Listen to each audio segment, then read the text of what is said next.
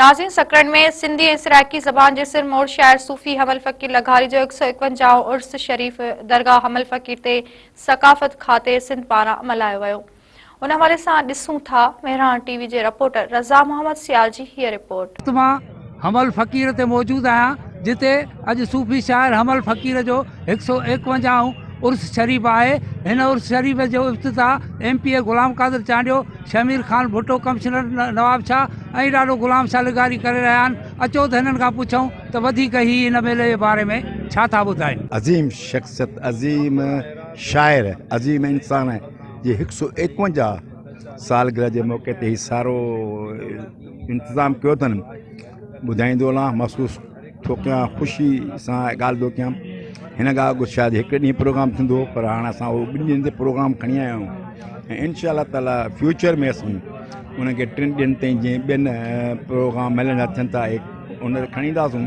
151 उर्स मुबारक लाइ हमल फ़कीर जी दरगाह ते मौजूदु आहियूं, जंहिंमें असां सां डिप्टी कमिश्नर नवाब शाह ऐं असांजो MP ग़ुलाम क़ादिर, असांजा दोस्त ऐं हितां जा लोकल माण्हू ऐं पंहिंजो मीडिया जा दोस्त गॾिजी उन्हनि जेको आहे सिंध गवर्नमेंट कल्चर डिपार्टमेंट जे तरफ़ां ई जेको ॾियारो अॼु मल्हायो पियो वञे, उन में असां ख़ासि करे पंहिंजो विटनरी वारनि जा, एग्रीकल्चर डिपार्टमेंट जा जेके पंहिंजो विटनरी में जेके पंहिंजा जानवर खणी आया ऐं एग्रीकल्चर वारा जेके हितां में जेके लोकल सब्जियूं, मेवात या फ्रूट जेको बि थींदो आहे उहो खणी आया, उन्हनि जो तहे दिलि सां शुक्रगुज़ार आहियूं। ख़ासि जे सरमौर शाइर हमल फ़कीर जो ताल्लुक़ु सकरन सां ऐं असां ऐं तव्हांजो ताल्लुक़ु बि सकरन सां आहे। असांखे फ़ख़ुरु आहे हिन ते, पर हमल फ़कीर जो मेलो हिन नोयत जो न, इन खां वधीक सिंध लेवल ते थियणु घुरिजे, जंहिंमें CM बि अचे ऐं पाकिस्तान पीपल्स पार्टी जो चेयरमैन मोहतरम बिलावल भुट्टो ज़रदारी साहिब जीअं ॿियनि दरगाहुनि जे मेलनि ते वञनि था, तीअं हमल फ़कीर जे मेले ते बि अचनि।